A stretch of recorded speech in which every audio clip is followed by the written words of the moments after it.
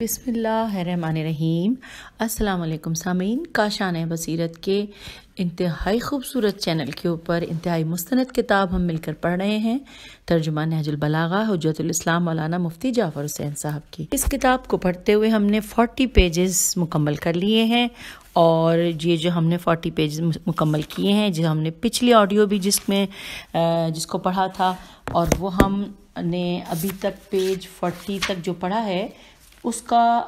जो हम जिस उन्वान के तहत पढ़ रहे हैं वो उन्वान है मुक़द्दमा। और ये मुक़द्दमा हुज्जतुल इस्लाम सैयदुल उलमा मौलाना सैयद अली नकी साहब का है। और इसको पढ़ते हुए हमने बहुत कुछ जाना है, क्योंकि इतनी बेहतरीन किताब है ये नहजुल बलागा कि इसके हवाले से जब तक हमें ये नहीं मालूम होगा कि जो हम मुक़द्दमे में जान रहे हैं यकीनन वो फिर कमी रह जाएगी। इसलिए आइए इस मुक़द्दमे को मुकम्मल करते हैं। ये मैंने आपको पहले भी बताया था और मैं भी फिर बता देती हूँ कि इसको हम इस वक्त जो पढ़ेंगे, हम पेज 41 से इस मुक़द्दमे को पढ़ना शुरू करेंगे और ये मुक़द्दमा ख़त्म हो रहा है पेज 55 पर। तो देखते हैं कि इस ऑडियो में कितना होगा और जो रह जाएगा वो इंशाल्लाह अगली ऑडियो में पढ़ेंगे। अल्लाह ताला ने ज़िंदगी दी और हम सबको सलामत रखा तो ये ज़िक्र जारी रहेगा। आइए पढ़ने का आगाज़ करते हैं। इससे पहले हमने 2 पॉइंट पढ़ लिए थे जो हम तफसील से पढ़ रहे हैं। आपने अगर पिछली रिकॉर्डिंग सुनी होगी। अब इस पेज 41 पे लिखा है 3 अबू सादात मुबारक मुजद्दिद उद्दीन इब्ने असीर जज़री मुतवफ़ी 606 हिजरी ने अपनी मशहूर किताब निहाया में जो अहादीस व आसार के लुगात की शरह के मौजू पर है, कसीर तादाद मकामात पर नहजुल बलागा के अल्फाज को हल किया है। इब्ने असीर की हैसियत फ़कत एक आम लग़वी की नहीं है बल्कि वो मुहद्दिस भी हैं। अगर सिर्फ अदबी अहमियत के लिहाज से उनको इन अल्फाज का हल करना ही ज़रूरी था तो वो इसको नहजुल बलागा का नाम लिखकर दर्ज करते। फिर वाक़या तो ये है कि अगर उनको वो कलाम अमीरुल मोमिनीन अलैहिस्सलाम समझते ही ना तो उन्हें इस किताब में जो सिर्फ अहादीस और आसार के हल के लिए लिखी गई है इन लुगात को जगह ही ना देना चाहिए थी, क्योंकि इस्तिलाही तौर पर असर सिर्फ सहाबा और मुमताज़ ताबईन की ज़बान से निकले हुए अक़वाल को कहते हैं। किसी मुताख़िर आलिम की किताब के अल्फाज न हदीस में दाखिल हैं और न असर में। इनका इन अल्फाज को जगह देना ही इसका सबूत है कि वो उसको सैयद रज़ी का कलाम नहीं समझते बल्कि कलाम अमीरुल मोमिनीन करार देते हैं। फिर ये कि इन लुगात को दर्ज करने में हर मकाम पर तसरीहन वो हदीस अली अलैहिस्सलाम के लफ्ज़ का इस्तेमाल करते हैं, जैसे लुगत में जवी में जीम वाव छोटी है और उसमें जो ये अबरबी लिखी है यानी मनहू हदीस अली। यूं ही भाई ये अरबी मैं नहीं पढ़ पाऊंगी जो पूरी लाइन है, क्योंकि इस पर कुछ भी नहीं लिखा ज़ेर ज़बर पेश। तो हम इसको दोबारा से यहाँ से लेते हैं कि जैसे लुगत जवी में ज़्यादातर उन अल्फाज का तस्करा हदीस अली के लफ्ज़ों के साथ है और कहीं पर खुतबा अली है, जैसे लुगत लूत में फ़ी खुतबतुल अली वला तहा बिल बलते हत्ता लज़ब्त। एक जगह लुगत यम में ये लफ्ज़ ये अल्फाज हैं, यानी इसी तरह लुगत सल में सीन लाम में फ़ी कलाम अली के अल्फाज हैं। और ऐसे ही दो एक जगह और बाकी तमाम मकामात पर हदीस अली लिखा है और जो मकातीब के अल्फाज हैं उन्हें किताब अली कहकर दर्ज किया है। इन तमाम मकामात को इस्तक़सा अलिफ सीन ते क़ाफ स्वाद अलिफ इस्तक़सा के साथ हमने अपनी किताब नहजुल बलागा का इस्तनाद में ज़िक्र दर्ज किया है। अस्तनाद होगा अच्छा, जो इमामिया मिशन लखनऊ से शाया हुई है। उसके बाद नंबर 4 है अल्लामा सादुद्दीन तफ्ताज़ानी मुतवफ़ी 791 हिजरी शरह मकासिद में लिखते हैं। अब ये अरबी है और किताब नीचे लिखा है नहजुल बलागा। हज़रत सबसे ज़्यादा फसीहुल लिसान भी थे जिसकी गवाही किताब नहजुल बलागा दे रही है। नंबर 5 जमालुद्दीन अबुल फ़ज़ल मोहम्मद बिन मुकर्रम बिन अली अफ़रीकी मिस्री मुतवफ़ी 711 हिजरी। उन्होंने भी निहाया کی طرح اپنی عظیم الشان کتاب لسان العرب میں مندرجہ ذیل الفاظ کو کلام علی کہتے ہوئے حل کیا ہے۔ اچھا جی، نمبر 6، علامہ علاء الدین قوشجی متوفی 875 ہجری شرح تجرید میں قول محقق توسی، یعنی اب وہ لکھا ہے کہ افصحہم لسانہ کی شرح میں لکھتے ہیں کہ علی، اب اس کو میں نہیں پڑھ پاؤں گی، کوئی زیر زبر پیش نہیں ہے، لیکن ایک عربی لائن لکھی ہے اور اس کے نیچے لکھا ہے کہ جس کی شاہد ہے آپ کی کتاب نہج البلاغہ اور اہل بلاغت کا قول ہے کہ آپ کا کلام خالق کے نیچے اور تمام مخلوق کے کلام سے بالا تر ہے۔ نمبر 7، محمد بن علی بن طباطبا معروف بن ابن تقی اپنی کتاب تاریخ الفخری فی الآداب السلطانیہ والدول الاسلامیہ مطبوعہ مصر صفحہ نمبر 9 میں لکھتے ہیں، ترجمہ کے بہت سے لوگوں نے کتاب نہج البلاغہ کی طرف توجہ کی جو امیر المومنین حضرت علی ابن ابی طالب علیہ السلام کا کلام ہے، کیونکہ یہ وہ کتاب ہے جس سے حکم اور وعظ اور توحید اور زہد اور الوہمت، ان تمام باتوں کی تعلیم حاصل ہوتی ہے اور اس کا سب سے ادنا فیض فصاحت و بلاغت ہے۔ یوں ہم پیج 42 پہ آ گئے ہیں اور یہ ترجمہ کیا جو میں پڑھ رہی تھی عربی کا ترجمہ یہ ختم ہوا۔ اگلا ہے پوائنٹ 8، لکھا ہے علامہ محدث ملا طاہر فتنی گجراتی، انہوں نے بھی مجمع بحار الانوار نہایا کی طرح احادیث و آثار کے لغات ہی کی شرح میں لکھی ہے اور انہوں نے بھی الفاظ نہج البلاغہ کو کلام امیر المومنین تسلیم کرتے ہوئے ان کی شرح کی ہے۔ نمبر 9، علامہ احمد بن منصور کا زردنی اپنی کتاب مفاتح الفتوح میں امیر المومنین کے حالات میں لکھتے ہیں، ترجمہ، جو حضرت کے کلام اور خطوط اور خطبوں اور تحریروں پر غور کی نگاہ ڈالے اسے معلوم ہوگا کہ حضرت کا علم کسی دوسرے کے علم کی طرح اور حضرت کے فضائل پیغمبر صلی اللہ علیہ وآلہ وسلم کے بعد کسی دوسرے کے فضائل کے قبیل سے نہیں تھے۔ اب بریکٹ میں لکھا ہے یعنی بدرجہ زیادہ تھے، بریکٹ کلوز، اور انہی میں سے کتاب نہج البلاغہ ہے۔ اب پھر بریکٹ میں لکھا ہے کہ یعنی اس کے معنی یہ ہے کہ مصنف کے پیش نظر یہ حقیقت تھی کہ حضرت کے کلام کا ذخیرہ نہج البلاغہ کے علاوہ بھی کثرت کے ساتھ موجود ہے اور یہ صرف اس کا ایک جز ہے، اور یہاں پر یہ بریکٹ کلوز ہو گیا پھر، اور خدا کی قسم آپ کی فصاحت کے سامنے تمام فصاحہ کی فصاحت اور بلیغوں کی بلاغت، بلیغوں بے لام یہ غین واو نون غنہ۔ سامعین، حالانکہ مجھے اس ورڈ کا مطلب پتہ ہے، یعنی ظاہر بلاغت کی جمع ہے فصاحت و بلاغت، لیکن مجھے لگ رہا ہے کہ اس کی ہجے کچھ بلغیوں اگر ہے تو پھر بے لام یہ نہیں ہونا چاہیے، اس میں لکھا ہے بے لام یہ غین واو نون غنہ، اس لیے میں اس کو اب پڑھ نہیں رہی، دہرا نہیں رہی، آپ لوگ مجھ سے بہتر جانتے ہیں۔ تو لکھا ہے کہ فصاحت اور ڈیش جو میں نے ورڈ بتایا بلغیوں کی بلاغت اور حکمہ روزگار کی حکمت مفلوج و معطل ہو کر رہ جاتی ہے۔ اچھا، اس کے بعد 10واں پوائنٹ آ گیا، یہ میں نے ترجمہ مکمل کر دیا تھا۔ 10واں پوائنٹ ہے علامہ یعقوب لاہوری شرح تہذیب الکلام میں فصاح کی شرح میں لکھتے ہیں، فے سواد ہے لفظ تھا یہ، اور اس کے اوپر ایسا تھا نشان جیسے کہ کتاب کا نام ہے یہ۔ اس کی شرح میں لکھتے ہیں، ترجمہ، جو شخص آپ کی فصاحت کو دیکھنا اور آپ کی بلاغت کو سننا چاہتا ہو وہ نہج البلاغہ پر نظر کرے، اور ایسے فصیح و بلیغ کلام کو کسی شیعہ عالم کی طرف منسوب کرنا بالکل غلط ہے۔ ترجمہ ختم۔ نمبر 11 پوائنٹ، علامہ شیخ احمد ابن مصطفیٰ معروف شکیری زادہ اپنی کتاب شقائق نعمانیہ فی علماء دولت عثمانیہ قاضی قوام الدین یوسف کی تصانیف کی فہرست میں لکھتے ہیں، اور یہ پھر عربی کا جملہ ہے۔ پھر اگلا پوائنٹ ہے 12، مفتی دیار مصریہ علامہ شیخ محمد عبدہ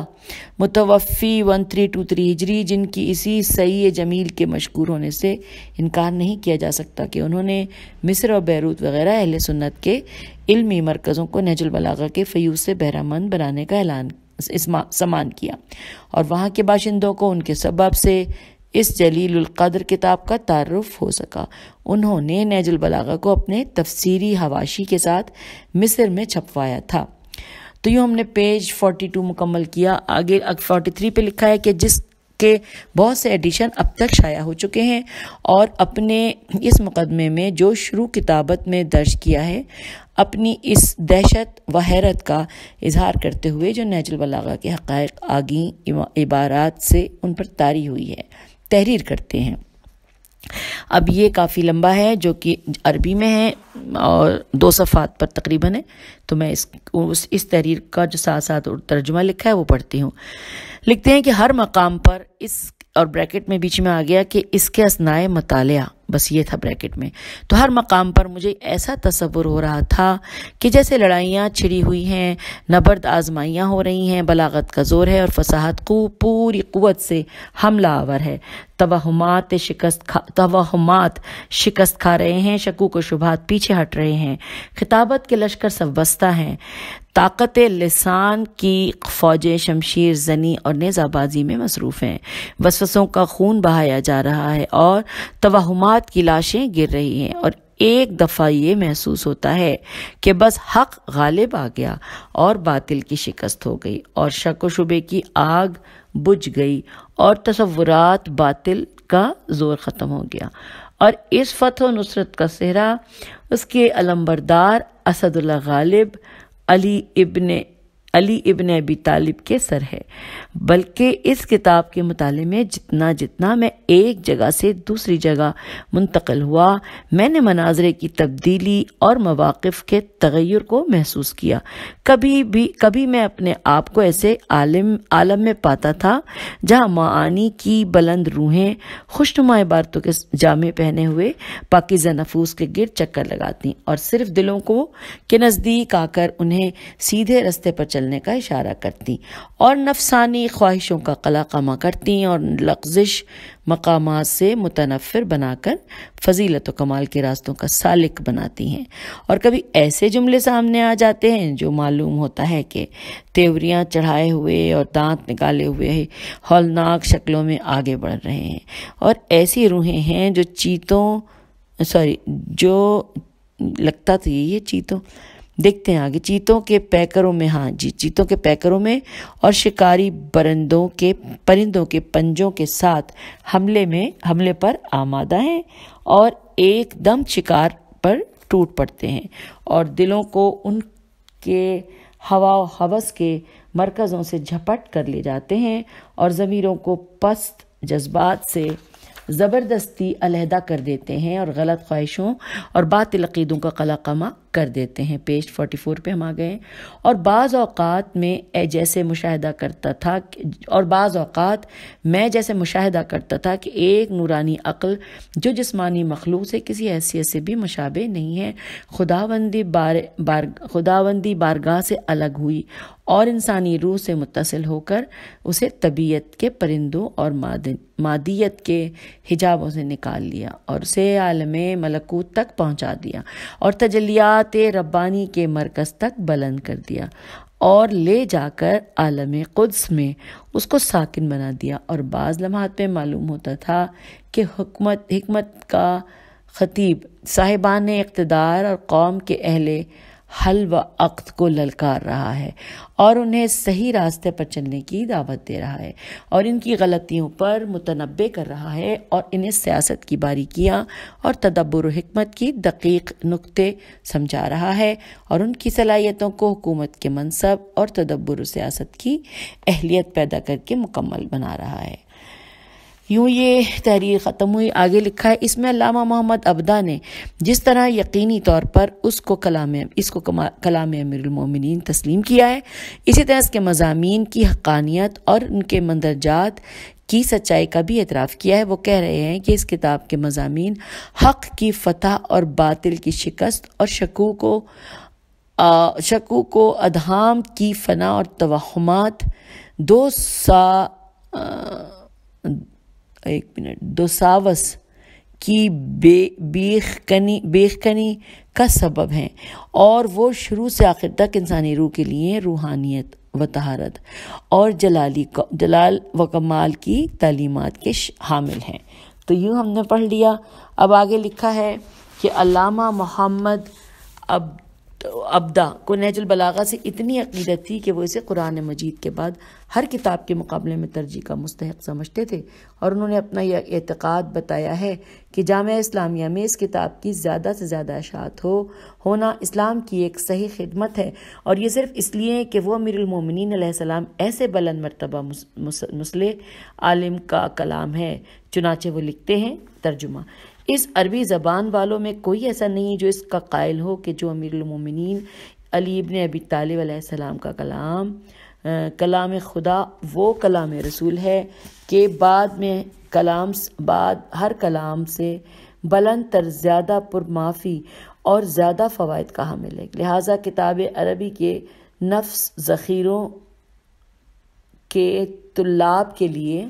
یہ کتاب سب سے زیادہ مستحق ہے کہ وہ اسے اپنے محظوظات اور منقولات میں اہم درجہ پر رکھیں، اور اس کے ساتھ ان کے معنی و مقاصد کے سمجھنے کی کوشش کریں جو اس کتاب کے الفاظ میں مضمر ہیں۔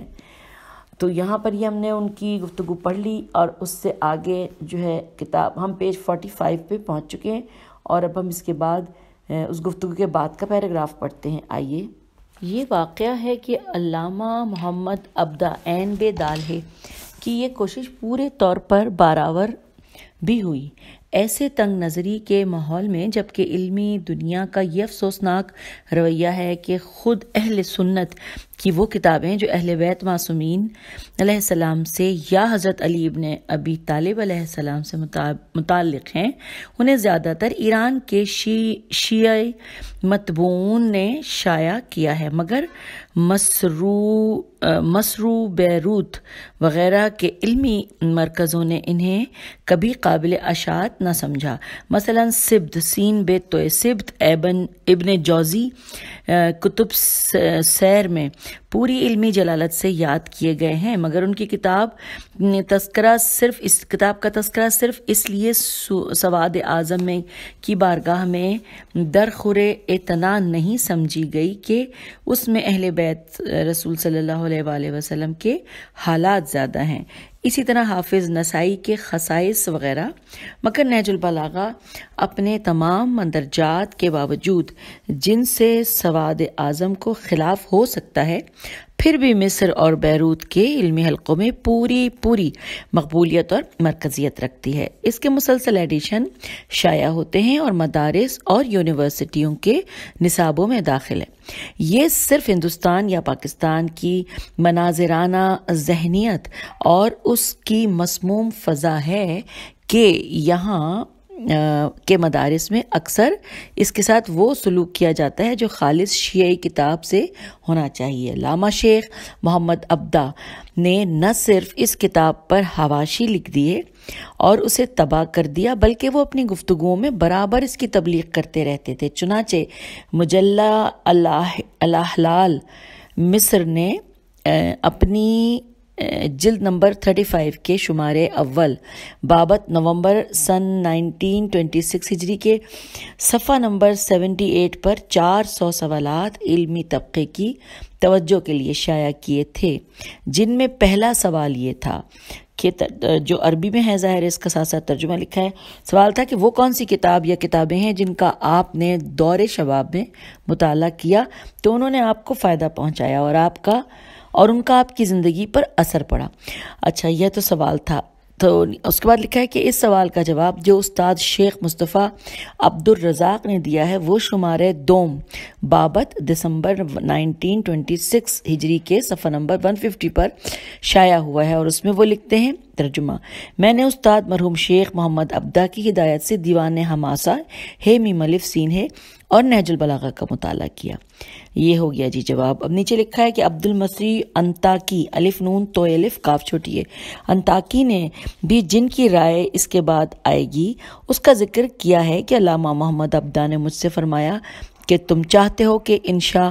پردازی کا درجہ حاصل کرو تو امیر المومنین علی علیہ السلام کو اپنا استاد بناؤ اور ان کے کلام کو اپنے لیے چراغ ہدایت قرار دو۔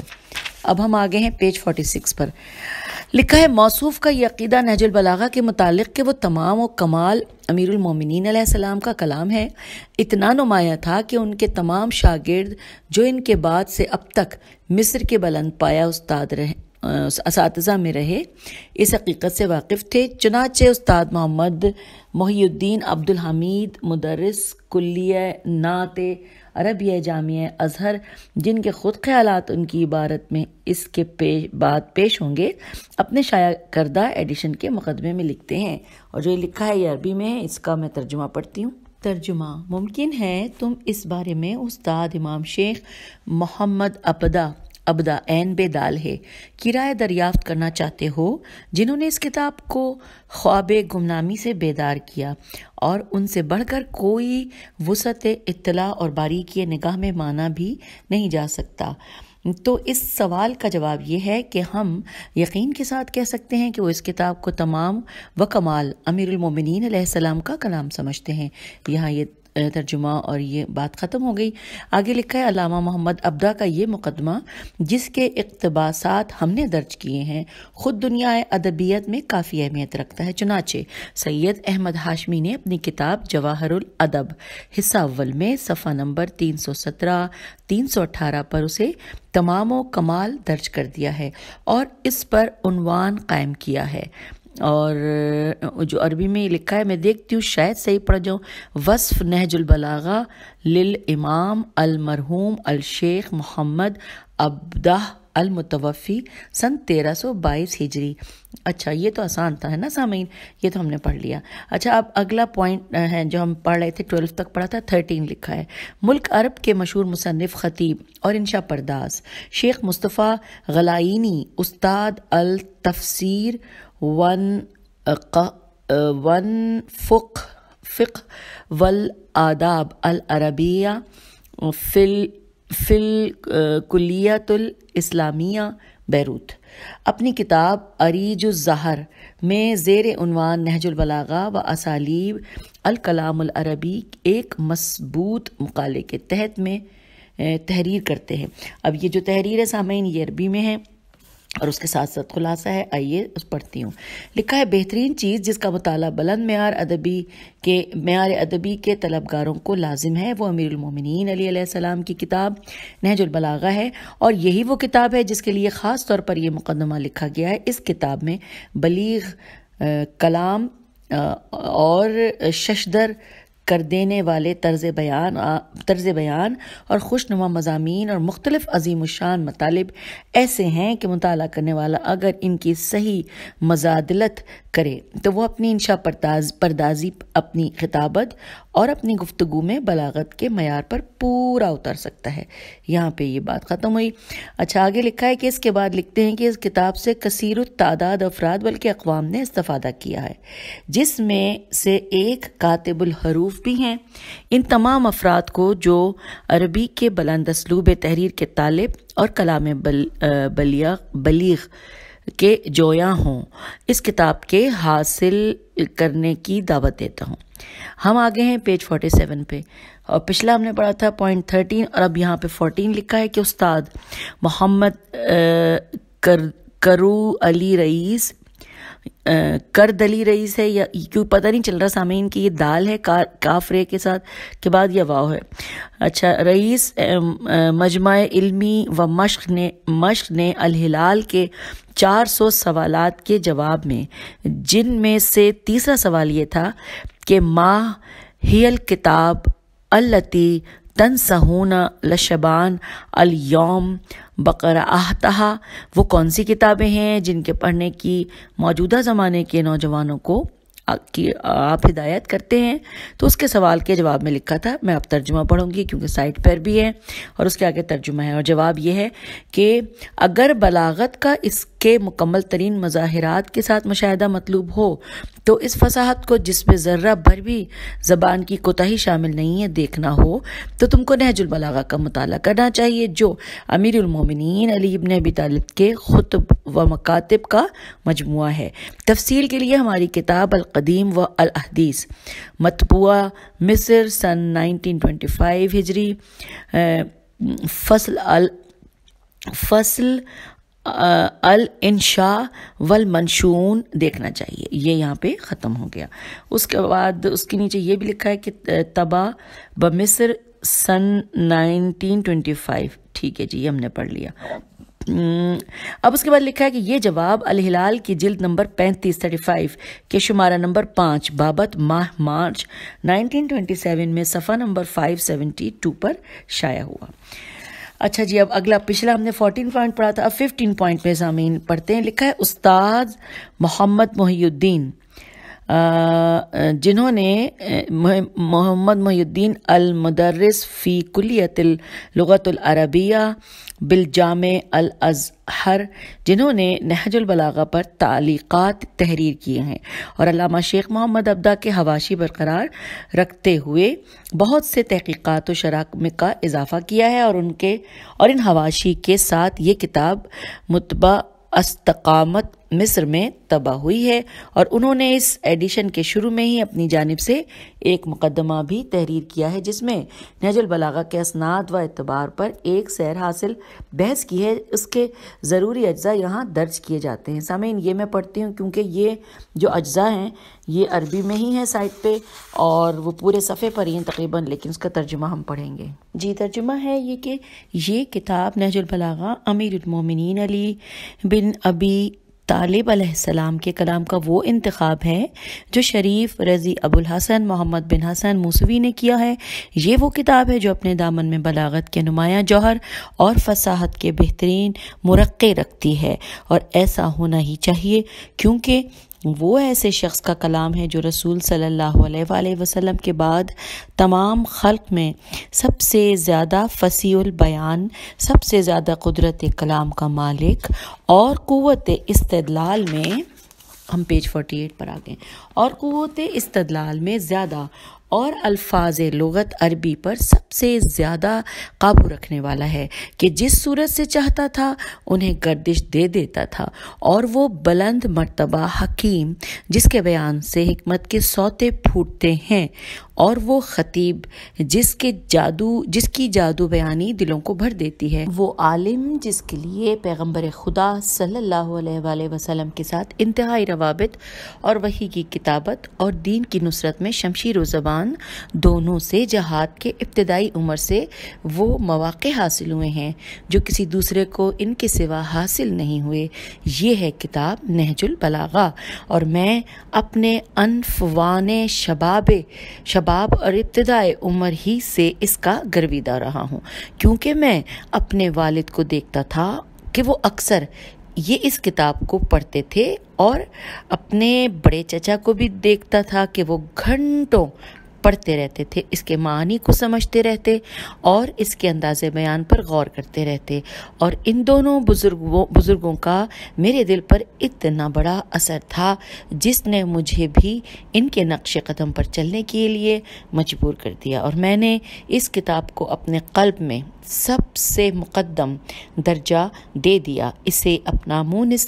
تنہائی قرار دیا جو ہمیشہ میرے لیے دل بستگی کا باعث ہے۔ تو سامعین، یہاں پہ وہ جو ترجمہ ہم پڑھ رہے تھے وہ ختم ہو گیا، اور پیج 48 پر ہیں ہم، اور ہم نے پیج 48 کا تقریباً یوں سمجھ لیجئے کہ کافی حصہ پڑھ لیا ہے، لیکن آخری جو پیراگراف ہے وہ اگر ہم نے آغاز کیا تو وہ اس کا سلسلہ پیج 49 میں کہیں جا کے مکمل ہوگا،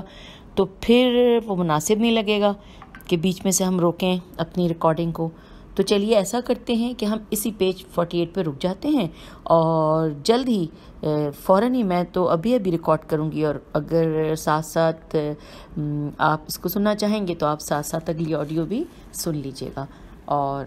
کیونکہ ہمارا شوق بڑھتا جا رہا ہے. میں نے کہا تھا نا کتابیں کتنی اچھی ساتھی ہوتی ہیں, ان میں شوق ہمارا بڑھتا جاتا ہے, اور وہی کیفیت میری بھی ہے. اور جو اچھے پڑھنے والے یعنی جو سننے والے جو علم دوست لوگ ہوتے ہیں ان کا بالکل یہی حال ہوتا ہے جو میرا ہے کہ کتاب سامنے آ جائے تو دل نہیں کرتا کہ بند کریں. اور کتاب بھی کون سی؟ کتاب بھی نہج البلاغہ. چلیے اگلی آڈیو میں جا کے دیکھتے ہیں کہ اس سے آگے کیا لکھا ہے. تب تک کے لیے اجازت, خدا حافظ.